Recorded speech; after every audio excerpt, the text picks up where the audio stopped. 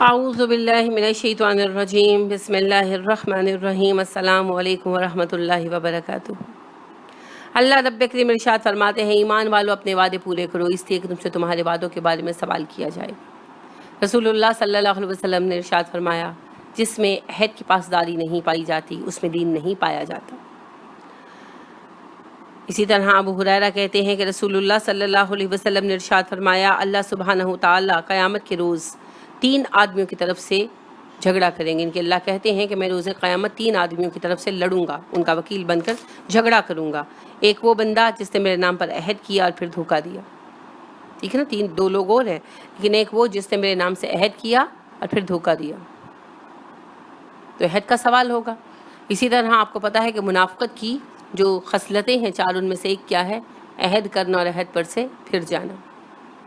مسلمانوں میں عہد کی پابندی کس درجہ تھی آپ کو پتہ ہی ہے۔ حدیبیہ کے موقع پر جب ابو جندل آ گئے جو سہیل بن عمر کے بیٹے تھے، اور معاہدہ یہ ہو چکا تھا کہ جو مسلمان مکہ کا آ جائے گا مسلمان ہو کر مسلمانوں کے پاس لوٹا دیا جائے گا، تو کس قدر تکلیف کے ساتھ لیکن مسلمانوں نے ابو جندل کو واپس کر دیا۔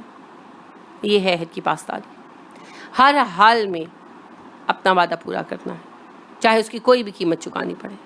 تو رسول اللہ صلی اللہ علیہ وسلم نے تو بات ہی ختم کر دی نا، وہ جس کو کہتے ہیں قلم ٹوٹ گیا، کہ آپ صلی اللہ علیہ وسلم نے فرمایا جس میں عہد نہیں اس میں ایمان ہی نہیں ہے۔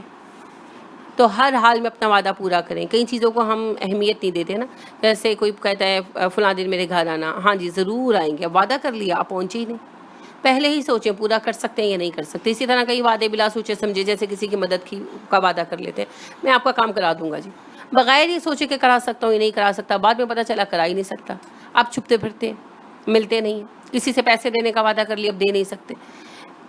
جو بھی آپ وعدہ کریں، وعدہ کرنے سے پہلے سوچیں نبھا سکتے ہیں کہ نہیں نبھا سکتے۔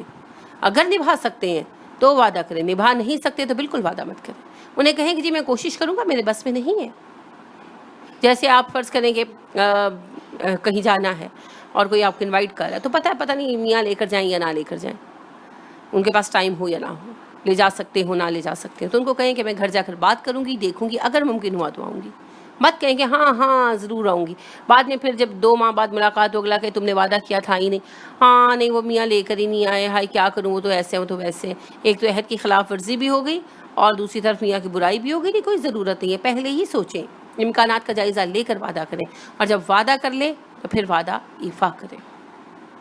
لہٰذا وعدہ بہت ہی اہم چیز ہے، اس پر سوال ہونے ہیں۔ جب 2 بندے آپس میں معاہدہ کرتے ہیں، زبانی ہو تحریری ہو، اس میں اللہ رب کریم موجود ہوتے ہیں اور اس کا روز قیامت حساب ہوگا۔ لہٰذا اپنے وعدوں کی انتہائی حفاظت کیجیے۔ اللہ ہمیں توفیق عطا فرمائے۔ سبحانک اللہم و بحمدک ونشہد ان لا الہ الا انت ونستغفرک ونتوب الیک۔ السلام علیکم ورحمۃ اللہ وبرکاتہ۔